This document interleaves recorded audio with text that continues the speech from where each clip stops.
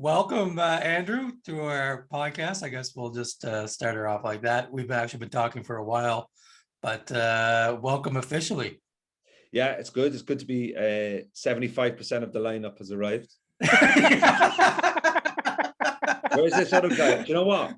I'm in Ireland. Give me his fucking phone number. I'm going to ring him from Ireland. You know what? He was at the horse track the other day bragging about how much money he won. So I worry he's on like a 2-day bender. And Yeah, he just there's forgot. a really good First chance. of all, what's his handicap? Golfing? Oh, it's high. Yeah, I'd say 20-ish plus. Maybe. Oh, he's one of them. He's Yeah. out there for the fun of it. Let's put it that Oh, way. we're all out there for the fun of it, lads, until Oh. some of us break 80 and we think we can make the tour. Well, aren't you trying to make the tour tomorrow? Isn't that? What are you doing tomorrow? So tomorrow I'm playing in a competition that's over 2 days. It's the Clutch Pro Tour, Northern Irish Open. And we do a 2-day event so some pros are pre-qualifying, but there's also amateurs, so people like me. And we play over 2 days, and the top 10 teams go to a final day, and the winning team get into a European Tour Pro-Am, which is the ISPS Handa, which is held here in Galgorm. Now, I played the ISPS Handa last year. I played the Pro-Am there. I played with John Catlin, who won the Irish Open in 2019. He was great fun, and he just came 5th today in the Irish Open.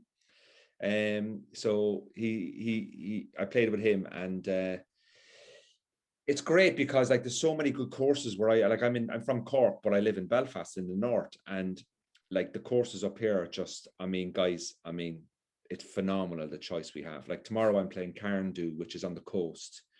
Then on Tuesday I'm playing Castle Rock, which is right next to Port Rush, which is the other links that in 2019 we had the Open there. It's coming back, I think, in 2024, 2025. And then on Wednesday you play another European Tour course, which is the Galgorm. And like there are 3 courses within an hour's drive of my house. And then you've got Royal County Down, which is top 10 in the world, which is I've played, and one of Tiger Woods' favorite courses. You also have I'm trying to think now, there's just so many, I'm getting a bit. So you've got Royal Port Rush. Oh Jesus, what's the other ones? I can't remember. That's okay. That's okay. Well, I'm just trying to think. Like there's so many. Oh, you've got Ard Glass as well, which is another amazing links. So I play quite a lot of links golf. If I had a choice, I prefer Parkland purely because of the time I've spent on Parkland, and I'm more comfortable. But the course that I play in here, which is called Clandyboy, which is on these, it's a 2-course. They have 2 courses on it. They hold a Euro Pro Tour event, which is the 3rd division, which is, I don't know what the 3rd division is over in Canada or America. You have the PGA, then you've Nike, it used to be Nike, what Nike? It's Corn Ferry now. Corn Ferry, it's below the Corn Ferry. Okay, yeah. So probably the Canadian PGA would be below probably the Corn Ferry. Yeah, you guys, that's probably yes. So we play that, and that's a half links, half Parkland. I describe it as half links, half Parkland. So you get the best of both worlds. So tomorrow I was just cleaning my clubs before this and sorting my bag out, and I've packed 12 balls, which I think is a sign of low confidence at the moment. Now, what are we talking though? Are we like, what is your handicap? My handicap's 9. 9. Okay. So it's straight stroke play tomorrow for these next 2 days, it's a team event. Yeah. So it's a team event, 3 amateurs in the pro. The pro is obviously playing his own competition as well. So we have best 2 scores stable for it. I think, I'm not going to lie, guys, I haven't read the full review rules yet. Sure. We're not looking for a full detail. I will turn up tomorrow and I will be told this is what it is. And it's basically one of those, like, I'm just going to play the best I can. I don't play a lot of competitions because, I know people have this routine, every Saturday you play in your club comp, or every Sunday. And to me, it's like, I'm not interested in trying to win the weekly Stableford or the weekly 4-ball or whatever. Because I'm a comedian, I work weekends. So the only times I can play golf are like Sundays if I'm not working, or Monday, Tuesday, and Wednesdays. And how many competitions are on Monday, Tuesday, Wednesday? Right. So I know people, my cousin, for example, he works 9 to 5 Monday to Friday, And if he's not on a tee box by 8:30 on a Saturday morning, that's his religion. I have to play in the Saturday comp, the club comp. So whereas to me, I'm like, I don't care. You know, Sure. like to me, I just like, I'm not in it. I'm in it just I'm not in it to try and prove to somebody in a golf club that I'm good. You know what I mean? I just do it for fun. Yeah, right. So, And you mentioned before we started that someone stole your golf shoes. oh, lads. I'm telling you now, the fucking police are going to get a phone call tomorrow. So, I had these lovely FootJoys, right? They cost me about £100, which is about 100 US dollars. So what's that in Canada? $3 million. Yeah, whatever Justin Trudeau was doing this week, right? Probably smoking a split somewhere. Is that the proper Irish pronunciation of Trudeau? Trudeau? Oh, is that Trudeau? Is that what's it called? Trudeau. I think you have it backwards. Trudeau. Trudeau. Oh, sorry. Yeah. Well, we don't matter. Don't worry, Andy. Yeah. No. You're like Switzerland. You're there.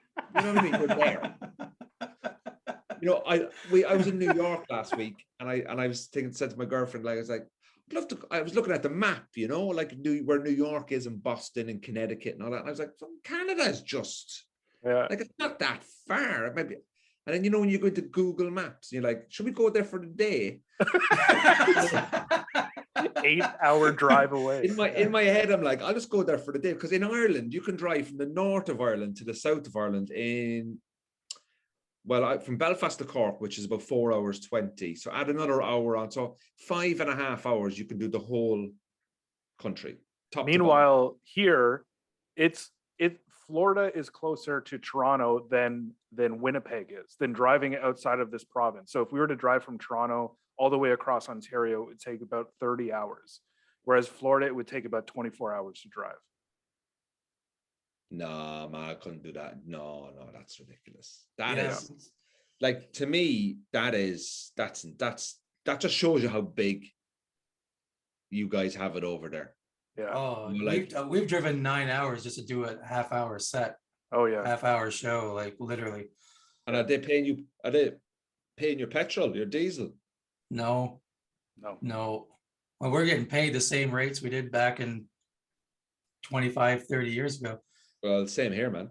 Same over here. You know, when I started to get, like, you know, full-time money kind of thing, you know, there is no it's been the same for the last 10 years. You know, everything else has gone up. So it's about working a bit smarter and than harder, you know. But like, if you said to me, would you drive 9 hours? I was like, did you get a hotel? Oh yeah, we got a hotel and 2 drinks. I mean,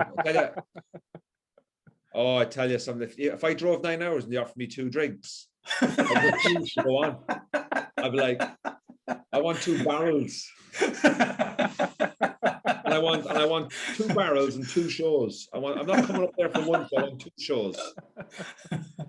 Okay, so 9 handicap, is this like the best you've ever played? Are you at your yeah. So I got down to 9 handicap in 2021. No, hold on, let me get this right. At the end of 2020, so pandemic kicks in March 2020 for us. Golf clubs reopened around the summer of 2020. And being a comedian, we weren't really back indoors. So I just was golf. Yep. Coaching. I always say to people who play golf, get coached. Like, I've played with people who I've played with for 3 or 4 years. And I say, how many lessons have you had this year? And they're like, none. I'm like, well, then don't. If you're going to spend all that money on golf clubs and golf shoes and golf balls, please chuck $30, $50 at a pro once a week for 12 weeks, because it will change your game and you become even more invested in, because you'll see improvements. So I just kept on getting coached, learn. And there was one particular day I shot 79 on a par 72. Nice. And like, for me to break 80, I mean, I don't know if you guys have kids, but I feel like I've had a kid. You know, like, I genuinely feel like it happened a year and a half. I've shot 76 since, but I bring up, I've shot 80, I've shot 76 and shot 79 a lot. I bring it up a lot. Sure. The people who don't even play golf. Like it's kind of like, you know the way, like you know the way Yeah. you know the way you kind of like have a conversation with somebody and you're like, start oh, what do you do the weekend? You're like, oh, I'm fitting it playing. in. Yeah. Like, oh, yeah, I'm watching the football on Saturday and then Sunday I'm playing golf. And they're like, oh, you play golf? Yeah, shot 79 last week. So that's cool. And they look at me and they're like, what's 79? I said, right. So the course is 72. And if you break 80, that's like quite a big milestone, right? And if for an amateur golfer like me, and they're just looking at you and like, no wonder you fucking live alone. It's insane. So I had one of my greatest days of golf. Now, don't get me wrong, you know, the last competition I played in, I didn't even put in a scorecard. I was like, it was that bad. But then I played last week and I shot 4 over par for 9 holes. Nice. So I was shooting well, I was driving well, and I was getting greens in regulation, and I was very sad. I've been working on a transition at the top and shallowing a bit more and getting it up, you know. And I don't when I play. Like, I don't go out with a score, I go out with a mood. So people say like, I want to break 85. For me, it's like, I'm going to go out there and try and get a mood. Yeah. So the mood is like, if I can just stay the same mood. Yeah. In a good mood for the whole 18, that to me is a good round of golf rather than a score. Because if I double bogey the first or bogey the second, then next thing you know, I just say to myself, that's okay, you know, whereas before I would, in my head, I felt I had to bring in 36 points. Yeah. But now it's like I don't really give. If I've got 10 points at after 9 holes, I'm like, you know what? I'm delighted to be here. People are nice. I'm happy. I used to try. I put too much pressure on myself, and once I've taken that pressure off, and I don't really. It's kind of like the same as comedy, right? I don't. You know, sometimes people can try too hard at something and they can push it away. Mm-hmm. Whereas to me, it's like if comedy is like, oh, that person makes it look effortless. Yeah. It's like they don't care, but deep down they really care. Of course. But it's about putting the mindset in, like, I don't care if I double bogey because that means there's no pressure on me on the next shot, and pressure breeds shaky hands and it breeds all this kind of stuff. And so it's just about the mindset, really. Once I changed the mindset, I started to actually enjoy it more and not care about the score. And the less I cared about the score, the better I scored. Yeah, it's so true. You know, I don't track my score anymore. Like I put it down on the card, but I don't think about it. I don't add it up after 9, and it's changed so much for me. You know, there's people out there that are analyzing, oh, I had 35 putts today, I'm trying to get that down to 28. I'm like, you're overthinking it. You're a 14 handicapper, right? Like, you're overthinking it. What you need to do is make sure that you can the only thing I look for is if I hit 10 drives in a round, if 7 are on the fairway, I'm delighted. Yeah. Like, there's people out there, they're over analyzing it and being too technical, unless you're on the PGA or the European Tour, just relax a bit, you know. And play. Do you, when you get a coach, as you said you do every year, do you go with a specific goal in mind, or do you just look for them to diagnose what's going on with you and just try to have a look at me? I think one coach sacked me. Yeah. Yeah, I was. Sorry, what? He wanted rid of me. I was annoying him. You were talking about your 79 him on a Sunday night, telling him me score. Oh my God. And like, you're not going to call us later to tell us your score tomorrow, are you? I was like, I played today, had 37 points, 6 drives on the fairway, and felt comfortable over the ball, and 3-putted 7 times, and blah, blah, blah. I text him more than my girlfriend, and I think that's why that relationship ended, to be honest. And with the girlfriend or the pro? Yeah, because she was like, "Who you texting?" I'm like, "I'm just sending in my stats today." She was like, "You never sent these length of text messages to me," and I'm like, "Going, oh yeah, because actually I care about golf." So, you know, so that was years ago. But it got to the point where he gave me a putting lesson. I told him what he was telling me was wrong. Because I think you can it's such a head wrecker of a game because really you're is. never happy. No. Doesn't matter what you do in it. You're never like, if I play well, I'm dying to play the following day because I feel so good. If I play bad, I want to play the following day to fix it. Right. Yeah. Yeah. So it doesn't matter, It's funny because we were just talking before you got on about, I had an 83 a couple of days ago, which was my best round so far of the year. And It's amazing. all I can think about was the two doubles on par fives that I had. Yeah. And you could do a 45-minute comedy set and 2 jokes don't work. That's ruining your 9-hour drive home. Yeah. It's a long drive home for that. Oh, I never finished the thing about the shoes. Yeah, I was gonna say we got distracted by Trodu. So I was fucking So I was up in the golf club, and obviously at the place where I play, it's a great course called Clandyboy. And I went into the pro shop and I went into the changing rooms. I had to change my shoes, So went out and I played, and I came back and I skipped around the course. So I did the front 9 and then I skipped to like 16, 17. So it was getting dark. So I was trying to get 11 or 12 in. So whichever hole I came off on, that was closest to the car park.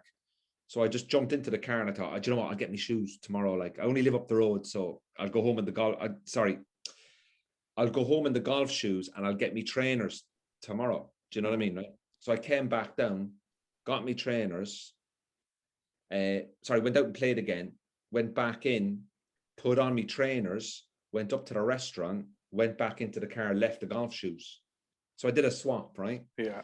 So then I went back about a week later and I was like, oh, I played and I went into the clubhouse to get me shoes and I went, but I never put them in a locker. They weren't in a locker, but golf clubs are quite safe places, right? You would think so. Yeah. And anyway, another week I went to New York and I forgot about it. I actually played in my trainers, which I know you shouldn't do, but I thought, where the hell are my golf shoes? I thought, oh, they're all right. They're in the lost and found. It's fine. Like, it wasn't, I have another pair. So I was just like, they must have been they've gone into the lost and found.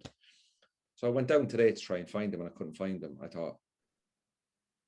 just remembered someone has been suspended from the golf club like a month ago for nicking shoes from nicking no stuff. Shit. Wow. So I feel my shoes might have got swiped. So I don't know. Look, I don't know if they've been swiped or not, but it's my own fault. Like I'm totally guilty here. Like this, like I'm like, if you walk, like, no, it's not my fault. You shouldn't be taking shoes. Don't, shoes. Even if your car door is open, you still don't drive the fucking car away, do you? You know what I mean? So I've come home. I've got the other shoes. I give them a good clean tonight because they haven't used them in a year or two. So I've got a feeling I'm one of these guys. I'll walk into the clubhouse tomorrow and I'll be like, "Ooh, look at those shoes!" Yeah. Totally. Quid on a new pair. But I'll ring the office tomorrow and I'll find out if the shoes are in an office somewhere. And you said you were on the range today. Was it a good range session? Like, what's your mental state heading into this big tournament tomorrow? Today I took my girlfriend to the range for the first time, and she was very, very good. Really, yeah. She's never hit a golf ball before. Wow. And she was excellent. In fairness to her. Does that make you love her a bit more? I'm also a bit scared that she'll take it up. No. Do you know what? It was great, man. I think I went a bit too technical with her at the start. So I was like, listen, you need to focus on your into out now. You start shallowing the club and all that kind of stuff. She was like, how do I fucking hold it? You need to put the interlock in. You know what I mean? Did she fire her coach? Because that'd be great. No. She was great, man. She was so good. And awesome. hit some really nice shots and just did it. I mean, look, I'm no pro, but like just simple stuff like she was closing the club face at impact. So she hit a few really nice straight shots and a couple of them went really quite high as well. She was hitting the 7-iron. So today I went just to, because I haven't played for a week and a half because I was away. So I just went and because of tomorrow, but tomorrow I'm going up early to do a 40-minute range session anyway before we go out. Good. So I'll do 25 on the range and I'll do 25 on the chipping and putting green. So it was just a matter of just getting some feels, and I was very happy with the way I hit it, so. Do you get nervous for tomorrow? Like, will there be nerves or are you okay? I'm over that, man. Do you know what? I went to Portugal in February this year with about 15 lads to play golf. It was my first ever golf trip abroad. I've played golf abroad, but I've never gone away on a trip with lads. Now, your culture over there and the culture here in terms of golf can be quite, you guys drink on the course? Yeah. Never drink. Not at all. Oh, man. I watch a lot of the Instagram videos and of American guys on golf courses and stuff like that. It's like a fucking night out for you guys. Like, Yeah. Yeah, it can be, yeah. Like for me, it's like if somebody pulled out a bottle of beer on the course. Really? I wouldn't be happy with that. Really? No. Like if A somebody can of beer? How about a can of beer? Would you be okay with if that? I was walking a golf course and there was somebody standing there with a can of beer, drinking, walking down, I wouldn't say anything, but I'll be like, oh, that's just not the culture in Ireland. Now I'm sure there's plenty of people that do it, but I don't see them. Like sometimes you might have a little sip of whiskey or something. That kind of doesn't bother me. But cans of beer and booze, not for me. I'll tell you, sir, I'll tell you a true story about my childhood. One time I was caddying at a golf tournament, and I was caddying for 4 guys who were literally teachers in my high school, junior high school. And I didn't carry their clubs. They made me carry a garbage bag full of ice and beer. And these are teachers of mine. Yeah. That's the kind of mentality of North American golf. A little different. Yeah, not in Ireland, man. It's not I think I've only played 2 courses in the last 2 years that have halfway houses. Like there's a course that I play called Galgorum, and they have a halfway house. Now it's not like sometimes when I play on a Monday, Tuesday, it's closed because there's not enough people on the course. But if I've played a few events there, and you can go around, they do offer you a bottle of beer and you can. I have had one, but I would never bring it on the course. So you have it there. You stay at the halfway house. I've had it once after the 9th hole, but you sit for 15 minutes and you drink it, and then you go back onto the tent, but you don't bring it with you. Right. Yeah. Interesting. You guys are walking around flipping cans and. Yeah, we were talking earlier about Paul Meyerhog, who's been on this podcast, and he lives in France, and he was saying the same thing in France. There's no bar carts, there's no drinking on the course, but it's a big booze fest after the round. After the round, everyone's on the patio, boozing it up, drinking quite a bit. Yeah, that's one thing I've never done. I don't booze at golf clubs. No, I'm in and out because when I was in London, I don't very luckily in the comedy scene in London so good, you could be working 5-6 nights a week. So if I was playing, I'm gone to work and I'm driving a lot of the time. So sure, obviously I can't take that risk. But yeah, it's not a culture. Like I've had people come around in buggies selling drinks, but they're selling soft drinks. Yeah, but they would never sell a beer. So it's not the culture over here. I can imagine there's a few American or Canadian guys that come over here. And they're like, we're on a golf trip to Ireland. Yeah, let's get drunk. Get up and they go, where's the beer? And you're like, the beer was in the pub last night. There's no beer here today. Like, you know what I mean? So they might find it a bit different, but I don't think it's a done thing. Definitely not here in Ireland and not in England. Maybe in other parts of Europe, maybe, I don't know. But I was in Dubai playing golf and they sold beer every 3rd or 4th hole. I didn't have one because I'd be pissed after a beer. I wouldn't be able to hit the ball, like, so I wouldn't be. I'm not a big drinker, so you get used to it pretty quick. I imagine it's a lot of fun. I'd love to do it stoned, just to see what I'm like, it's pretty fun. Yeah, I imagine. Yeah, like I'd like to try that. I'd like to try that, So yeah, Trodu has made it easier for us to get stoned on the golf course. Yes. That's why I knew I liked him. Is he any good? Is he good? Like a golfer? Never seen him play. In general, like as a prime minister, is he good? He's okay. I mean, he's not terrible. Is he center left? Is he left wing center? He's very center, I'd say. Very. Our politics are very, very close to the center on both sides. So it's not like American politics, which are like vastly different. Where it's very, very close to the center on both sides here. So that's quite safe. Yeah, we're a very safe country, as you might imagine. Yeah, because like you never hear about Canada in the news, which is a good sign. Yeah, I suppose so. Any country you don't hear about in the news is good. We've got some bad history and some bad shit that this country has done, and the Brits have done coming in here and all that kind of stuff. But Yeah, I They're guess it's always they're always to blame, the fucking Brits. They're lovely. They're nice people, but Jesus, they have when they go to heaven, they ain't getting in. I think let's get into the par 5 questions. Monty, do you want to intro it? Yeah. I'm Monty Scott, and Monty's- this is the par 5. Monty's been oddly quiet this podcast. He's normally not this quiet, Andrew. He's actually the star of this podcast. Yeah. He's the funniest one out of the three of us, and he's been oddly quiet. So I don't know what's going on with him. Yeah. So yeah. Sorry, you missed the Monty experience today. Don't worry about it. Don't worry about it. Listen, just sack him off, and I'll do this every week. Perfect. Excellent. We're just getting more co-hosts as we go. Okay, Andrew, question number 1 of the par 5. You mentioned you've played all around the world, really. What is your favorite golf course? Royal Portrush. Yeah. Yeah, just purely because I've played it twice, and I've been very lucky. I've played Mihas over in Dubai, and I've played in Portugal, Cliffs, West Cliffs in Portugal, which is a phenomenal course. But I think Royal Portrush. What is it about it? Links on the coast. It's unforgiving. It's 5 different types of weather in one round. It's right on the sea. Huh? Holy cow. My God. You're putting on I think it's the 5th. You're putting on the 5th. And if you overshoot the green by 10 yards, the ball is gone into the beach. It's gone over the cliff down to the people sunbathing. And it's just one of those where you kind of go, I'm very lucky to have played this course, you know? Yeah. I think Royal County Down is a close second.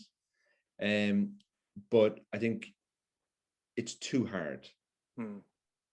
Royal Portrush, if you can stay straight, you can really have a great day. But Royal County Down, there's too many blind shots. Yeah. And it kind of annoys me a little bit. Sort of like, yeah, golf is hard, but you got to show me where I'm going. Like, yeah. You know what I mean? Now, obviously, if you play the course a lot, you know where you're going. But Royal Portrush for me, it's just because it's had the Open there, Irish winner. It's very. I took my cousin to play there, and he, before he took up golf, he was a Gaelic football player. So he's played in front of a lot of people sports-wise, and he's also played soccer, and he's won an Irish FA Cup medal and played on TV and stuff like that. And he had trials for Premiership teams in England. And he texted me that night and he said it was the best day of sport he's had in his whole life. Oh my God. Really? Yeah. That's incredible. So it will stay. Like I've played it twice. The first time I played it, I was just phenomenal. The second time I played it with Gary Murphy, the former European Tour player. He arrived with 2 other guys in a helicopter. Jesus Christ. There's actually a picture of that on my Instagram, me standing next to the helicopter. I think people were like, Jesus, Andrew, comedy's going really well for you, isn't it? No, I drove up because there wasn't any space in the helicopter. So it was I was there putting, and the helicopter was just coming in. You know? Yeah. But they have like helicopter area places for helicopters to land, because people come over from Scotland, they come up from Dublin in helicopters, rich people, like the amount of, and when we're there, there's always, North Americans there, they're like, oh my God, my great grand, like, no, give a shit, man. Pay your money. Like, pay your money, lose your fucking golf balls, and take your photographs and get out of me way. I'm playing this. So we don't get to but I'm sure if I went, I'm sure if you ask me in 2 more years what my favorite golf course it might change again. It's so it's like, who's your favorite comedian? You kind of move around things, Yeah. We don't get to play that many great courses around here just because there's not a lot, but we do have Glen Abbey close to us, which is a Jack Nicklaus design course that's hosted the Canadian Open countless times and was the site where Tiger hit that famous shot out of the sand on 18. He hit it like a 6-iron from 212 yards or something like that over the pin. So I got to play that. I played it with Darryl actually, but the first time I played it, I was sort of in awe being on that kind of course, just knowing who's walked it and whatever. And it took me a while to kind of settle down on when you're playing these courses. Do you get caught up in that, or do you just Oh play it? yeah, like I played Royal Portrush, and the night before I played it, I watched the final day's coverage of round 4 of the Open that year. Lowry won it, is actually on YouTube. Oh wow, yeah, right. So I watched it, and I get to the course and I go, how did it fit the crowd in? Because it's not as big as you think it is. And I was like going, where did they put the grandstand? Because this is not as big, but on telly it looks phenomenal. Massive, right? And then if you look at, I was kind of skipping through it and watching Shane Lowry come down the 18th. He'd won it by 4 or 5 shots. Yeah. And you see the big grandstands. And then I was coming down the 18th and I was like going, oh, I see where they put the grandstand now. Oh, you figure it out and that's great. Stuff like that, So like, didn't Rory McIlroy just win the Canadian Open there? He did. Weeks? Yeah. Now, Here in Toronto. You actually look out the window there. Rory's golf club, Hollywood, is just over those trees. No way. That's great. That's his golf club, yeah. I played with 2 guys who grew up playing at Hollywood a few Really? summers ago. Yeah, it was just over there. and it's funny you said the booze isn't a big thing in golf, because we played at like 7:30 in the morning and I had been drinking all night. It was like literally across the street from a cottage I was renting, and they were completely sober. And I was like, it's kind of weird. I'm with 2 Irish guys and I'm the drunk one right now. I felt it was we like, for such a small country, the amount of class golfers that we've produced down throughout the years, right? Yeah. Like, we've produced, at the moment we've Seamus Power, who's doing great. We've Lowry, who's doing great. Got Rory McIlroy. We have the man that's gone to the live US Open, Northern Irish guy. He won the US McDowell. Open. McDowell. Ray McDowell. Then if you go down the list and you go to the European Tour, we've got Kearney, we've got Murphy. Like, for a country of a population of 5 million, we have at least a really good solid 12 to 16 guys who are on big tours. How many of those guys have helicopters? None. I don't know. Padraig Harrington, for example, Paul McGinley. Right. I'm just thinking, there's just so many of them. And like, because we take it very seriously, we take sport in Ireland very, very seriously. Like we're one of the best rugby teams in the world. I know we lost to New Zealand yesterday, but we are one of the best rugby teams in the world. We've got Gaelic and hurling sports, which today was the semi-final. Limerick played Galway in the semi-final. Like, that's an amateur sport, and there's 60,000-70,000 people watching that in the stadium. So we have great sporting heritage here, and I think golf is very serious here. Like, we love it now, and we just don't have your culture, Well, I apologize for the ignorance of this question, but golf is not a 12-month sport here, obviously, because of our harsh winters. Is it a 12-month sport in Ireland? Single dads make it a 12-month sport. Do you know what? Like, November, December, and January probably is tough. Mm-hmm. But, fellas and women who play golf in Ireland, I'm going to go out on a bit of a limb here now, and I may be wrong, but we'll probably have a few quid, have a bit of money. Sure. Like, I'm not rich or anything, so I did shoot a 79 a couple of weeks ago, but you're not rich. Yeah. That cost me a fucking green fee. I didn't get anything back for that. So, but those guys, I'd say, are going to Spain and Portugal for a week, and there's a lot of driving. I'd say there's a lot of fellas out there that are doing a lot of work in the off season. They might get 9 holes in November, they might get 9 holes in December, but there's a lot of people that hang up the clubs for a few months, Yeah. But probably from around February to mid-October, it's definitely doable. Definitely doable. It's probably 9 months, I'd say, but there's something. But the courses do stay open all through. Okay. So it is a 12-month sport if you want it to be. Sure. But sometimes it can be really cold, and it's just like, I've played so much. I'm going to have the winter off, or I'm going to have a month off, and start back on the range in January. Get out in the course again in February. Do you know that kind of thing? Yeah. So, are there indoor driving ranges there, like there are in North America? You in Hollywood, where I am now, they have the TrackMan bays. Yeah, so you go up and it's like It's probably about $15 for an hour, and it gives you all your statistics. So you can book a bay for an hour, go up, you can get a coffee, sit down, hit some balls, play a few courses on the TrackMan. The indoor stuff is getting a lot more popular in terms of, because the advances in technology. Yeah. Golf courses are realizing that people don't want to be out in the range on a freezing cold January. Whereas if you can bring them inside, give them a bay, they can muck around with their mates, they can maybe buy a drink, buy a coffee. Next thing you know, the club is making a bit more money. There's more people coming in because they can stay warmer. Right. Mhm. Sense. I think some clubs are developing that strategy, but it all comes down to space again. Do they have the space in the building to open that, or an indoor? So they have to invest. But also, if the clientele of a golf club isn't like the clientele of golf clubs, like, you know, people with disposable income are your people. So you're looking at retirement people who have pensions and have time on their hands.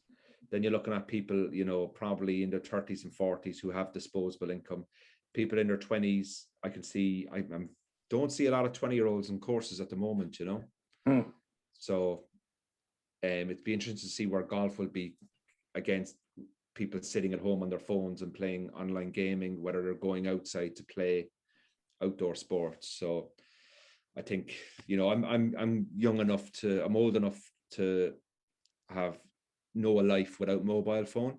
Yeah, me too. So I think I got a lot of the behaviors of, you know, go outside, kick a football, you know, Right. go for a run. So I think I know those things that you can, you know, I don't, you know, obviously I'm addicted to my phone like everybody else, but like I can put it down. Whereas I think, you know, so it's just like when I play golf, I just put it away unless I'm just taking a picture of a hole or filming one swing, but I don't check it, you know. I'm the exact same as you. I never like looking at my phone. Someone was like, don't buy a rangefinder, just use your phone, download an app of courses. Oh, I was like, I don't want to be on my fucking phone on the golf course. Yeah, I want to put it away and not look at it for 4 hours. I have my GPS on my watch, and I just use that, and I might check the phone and maybe like, do you know, I'm going to tell you a story, lads, that you won't believe. You probably think it's a shocking story, right? So a guy that used to play rugby for Ireland called Chris Henry, he retired about 4 years ago. And part of his retirement package that he was doing, he was raising money for the Heart and Stroke Foundation in Ireland, because when he was 27, he had a stroke and he came back and he got back to top level rugby. Wow. And one of the things that he was doing was he was organizing a golf day. And he asked me, he said, Andrew, I'm very good friends with him and his wife. I know them really well. And he said to me, do you want to play in a golf day? I said, oh, brilliant. He said, but is there any chance after the golf day you'd hand out the awards and kind of MC and, you know, do the whole welcome everyone, you know, blah, blah. So I was like, brilliant. So I was living in Cork at the time. I drive 4 hours up, tee off. There's a couple of, you know, really good rugby players, ex-Tommy Bowe, former British Lion. Like, I was like, this is amazing, you know, like playing with all these guys. And really good day, really good golf course. Tee off. I get to the fourth hole. There's just something in me head. And I just looked at my phone and I had 8 missed calls on my phone, all from my sister. So I'm at the charity day for the Heart and Stroke Foundation, and my mother had a stroke. Oh, no. While I was playing in a Heart and Stroke Foundation charity golf day, right? Wow. So now I didn't know at the time it was a stroke. Do you know, we didn't know then it was a stroke. It was like a stroke that had a brain impact thing.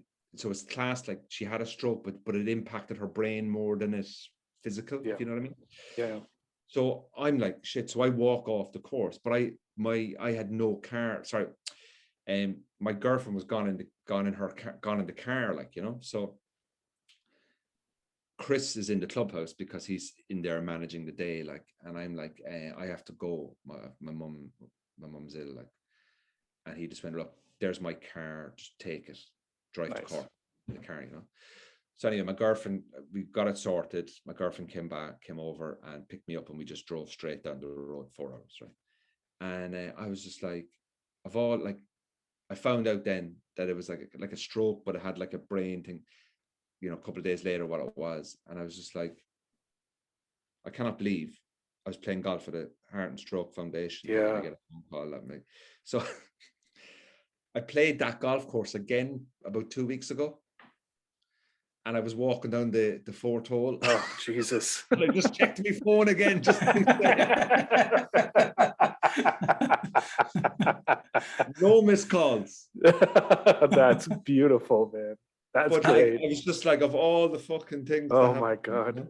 How's your mom? Is she okay? Unfortunately, she passed away. Sorry to hear sorry. that. man. 3 months afterwards. Yeah, she had cancer at the time, and she was on steroids, and she passed away 3 months later. And it was really nice actually, because the charity, the Heart and Stroke Foundation charity that I was working for, they sent a lovely bunch of flowers because they knew what happened on the day, you know. And I remember just saying, like, fucking hell, like, you know, golf, like it was just I you know, one know. of those things that happens in life that you Yeah. can go, I'm bloody trying to raise money for heart and stroke, and my mother has a stroke while I'm bloody playing it, Man, you know. So crazy. it's a nice story. It's It is you a know, nice sad, story, and like, I you know. apologize for the loss of your mother. But, I know, like, look, it's okay. Yeah, you need a but- stronger ending for that one.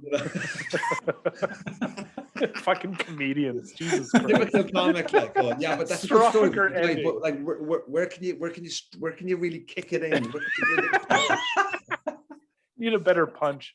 We are the most narcissistic bunch of Jesus people ever. Like. Christ. Okay, question number 2, Andrew. I hope we get through the remaining 4 questions quicker.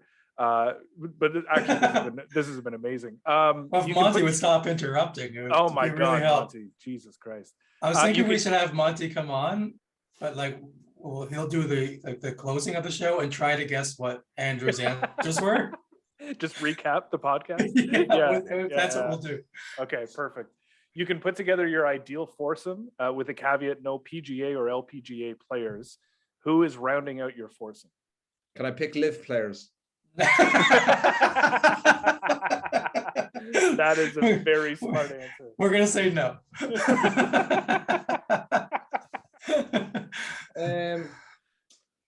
God, who would I pick?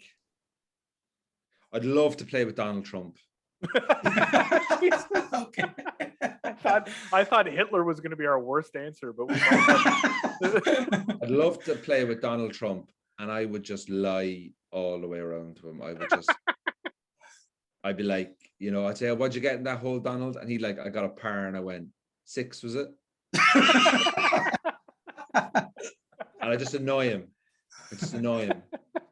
I'd love to play with that. I don't like the guy, but my point is I'd just love to see how much of a narcissist megalomaniac he is. I'd love to play with Donald Trump.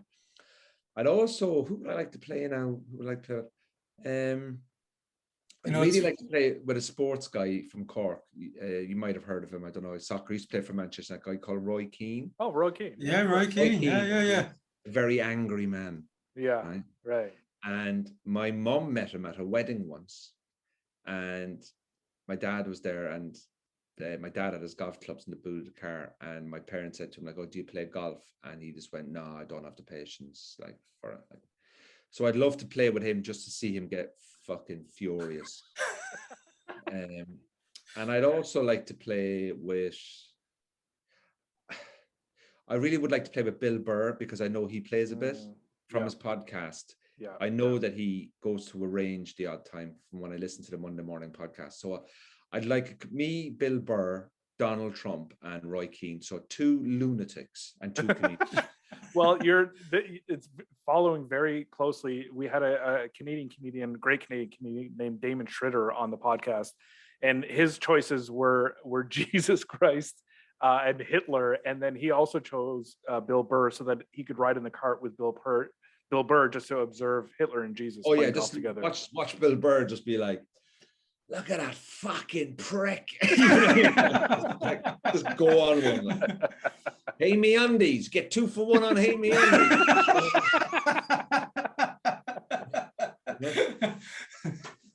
You know, Okay. it's funny talking about Donald Trump, because when Jack Nicklaus was going on about, you know, how people golfers should love Donald Trump because of all he's done is for golf. Right. And all these people were be like angrily tweeting about how famous Donald Trump is for lying about his scores. And they're like, how does Jack Nicklaus even condone such behavior? Like, that is the behavior you're upset about most. Yeah. Donald Trump is him lying. saying he Yeah. parred a par 4 when he didn't. Like, come on. Oh, it's Anyway. yeah. I mean, I'd say Jack Nicklaus has taken a few quid in the years off him, you know. I would say so. Yeah. Okay, we're gonna skip over question 3 because it revolves around a bar cart. We know you don't drink on You the don't golf do that course. here, lads. Yeah, all good. So everyone, when you go to Ireland, don't expect to drink or have a bachelor party on the golf course. What's either the angriest you've ever seen someone on the golf course, or you have the choice of answering, how do you stop from losing it on the golf course? So how I stopped, I don't get angry when I play on my own because I'm on my own. I only get angry when because I'm trying to, if you're trying to play well. I've changed by, I said this earlier about trying to just have a good mood, just to try and stay in the same mood. That's the key thing for me. The angriest I've seen somebody was, oh yeah, this is a good one. I was 15 and I was playing with my dad on the Saturday competition in the course that I was a member of in Cork called Monkstown Golf Course. And we were playing with a guy that my dad knows. So I didn't know who the guy was. Like, so I'm only 15 now. I'm only learning the game. Now I played for 3 years from the age of 14 to 17. And then I took it back up when I was 30. I'm 40 now. Wow. So I've been back playing on and off for 10 years, but the last 5 years have been proper. Yeah. Focused. Like I play it until if I don't hit a golf ball at least twice a week, I'm pissed off, you know? Right. So, we turn up at the first tee. It's a par 3, 180 yards downhill, quite a straightforward par 3. We get up. My dad said something to the guy, his mate. I don't know what he said, and it was so long ago. He probably told me what he said, but I can't really remember it. Said something anyway, and then the guy just was smoking a cigarette and just got the cigarette and like flicked it up in the air. And just turned around and said, "Oh, F off, you fucking piece of shit," to my dad. Or it's some, I think he said it maybe more under his breath, if you know what I mean. But anyway, racked up his clubs and stormed off. We didn't even get past the first tee. So when you say like, so we're standing there on the front tee, your man's walking back into the clubhouse, right? And I'm 15, like I'm 15. I'm just like, what's going on? You know, like, so anyway, my dad said, sorry, you know, fuck him. We'll just play the two of us. So we played around anyway. And the Sunday morning, my dad is up there again. I'm not up there, but my dad sees him. And my dad then had a Barney with him and just said basically like, don't ever embarrass me again in front of my son. You know, I'm out playing golf with my son, like father-son thing, you know, that kind of thing.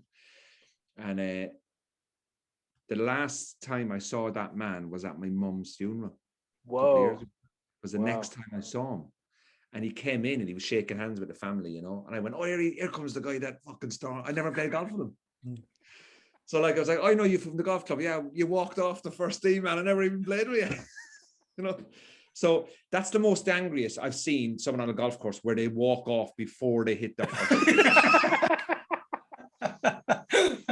Can you imagine what it would have been like if he double bogeyed the first?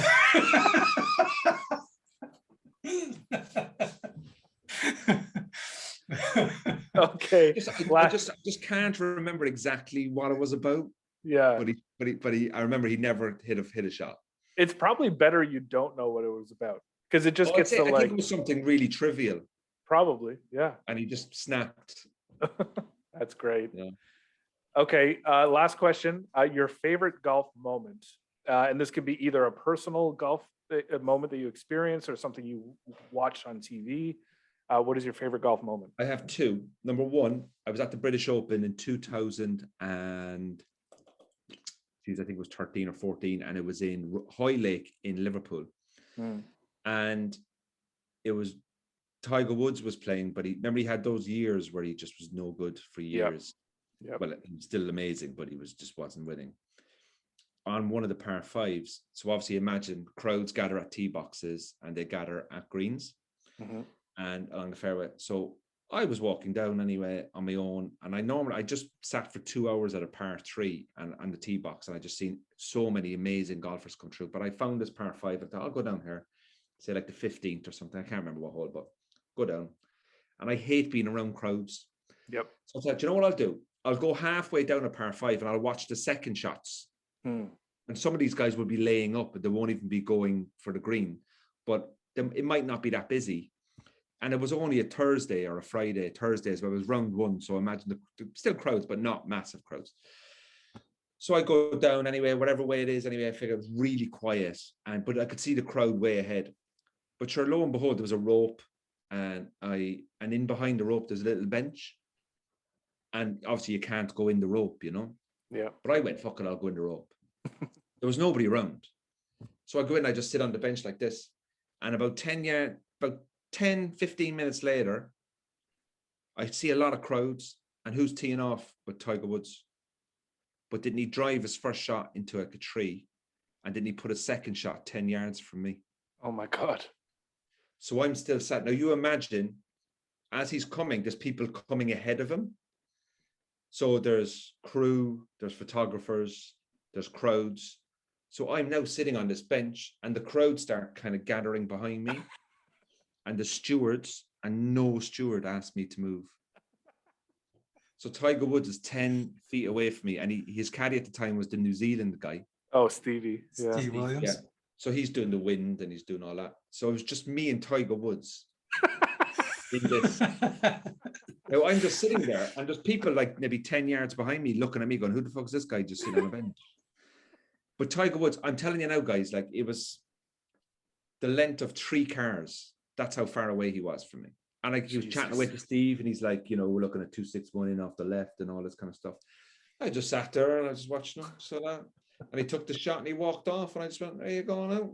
Wow. That's It amazing. was just, but there was people around as well. Like, and the other player, I can't remember who it was. Obviously, it hit a straight shot, so I think he was just short of the green or on the green or something. So Tiger Woods was playing his third, like out of the trees kind of thing. Like so, and I was inside the row, and nobody asked me to move. That's amazing. I just sat there like that because I was no threat to anybody. You know what I mean? Yeah, right. You're not going to come up and ask a guy in his own to move. I'm just sitting there like I had like a little Tupperware of sandwiches, and me and Tiger Woods just shooting the breeze. And the other one was the Irish Open in 2001. No, the Irish Open 2001 was held at Foda Island in Cork. And I was at the 18th. Colin Montgomery won it. And I was at the 18th, and I went to a playoff. No, Colin Montgomery won it year one. It was the second year. I know the guy's name that won it. Anyway, it doesn't matter. But it was going to a playoff. So you know that when the playoff, when the last players come in on the 18th, there's like a 10-minute gap before the playoff players go back out on to play 16, 17, or 18, or 1, 2, and 3, or whatever the playoff holes are. The Irish one was going back down 18 again. So the camera crew needed to fill. So I'm just standing there, and think for whatever reason, the camera just picks up my face. Right. So next time just there anyway. And I don't know him on telly. Like, so I'm just there looking down, scratching my head, bored. But they're using me for a prolonged period of time. And the reason I know that is, bear in mind that 2001, we only had Nokia mobile phones. Oh yeah. Smartphones. We had mobile phones, but we didn't have smartphones. And I didn't know it until after the event, but I had like 5 or 6 missed calls and about 10 texts. You're on Sky Sports, you're on Sky Sports, you're on Sky Sports. So they were my 2 favorite things, because I remember I was up at the golf club then a couple of days later, and the guy in the bar was like, I saw you on Sky Sports on the final Sunday. The camera was on you for about 20 seconds. I was like, you know, so I got right next to Tiger Woods, and I got on Sky for the golf. That was basically amazing. It. That's so great. Yeah, it was fun. That's so funny. This was a lot of fun. Yeah, it was nice meeting you. Monty had a great time. Yeah, listen. He's a disgrace. like I'm in Ireland and I fucking turned up, and he's in Canada. And this has been recorded in Canada. Like, he's literally about 500 yards from me right now, this place. Like, he's so close to me, it's ridiculous. Well, listen, there's no problem if you guys want me to come on again and sack him live. Great. I think we should pretend you didn't do it, and then we'll just have you flick a cigarette and walk off. If you could do that. Do you know what you do? Do you know what you do? Do you know what you do? You go, hey, how did that podcast go with Andrew Ryan? You go, oh my God, he was so racist. Yeah, especially to the Guyanese for some Yeah, he reason. hates people in He Guyana. he just really hates white people. You know what I mean? It was great meeting Yeah, you. that man. was Thank you excellent. for your time. No worries. You were Listen, guys, great. thanks so much. No, thanks so Thank much you. for having me on. And listen, if you're ever over this side of the water to play golf, make sure you give me a shout. Yeah. Definitely. Same, Good and and same for good you. luck. Good luck the next Yeah. couple of days. I hope you have go. shoes. Well, do you know what? If you want me on again, get me on again, and I'll let you know how this goes tomorrow. And if you Perfect. want, I'll definitely come back on again. And I mean, your listeners will decide. We'll ask both of them. Listeners will decide Yeah. whether they- Yeah. Each of them. We have direct lines to both of them. Thank you, Andrew. Good luck. Yeah, tomorrow. thanks, man. Good luck No with worries, everything. guys. All right. All right. See Thanks for ya. having me. Appreciate it. Left side of the fairway, and something distracted him.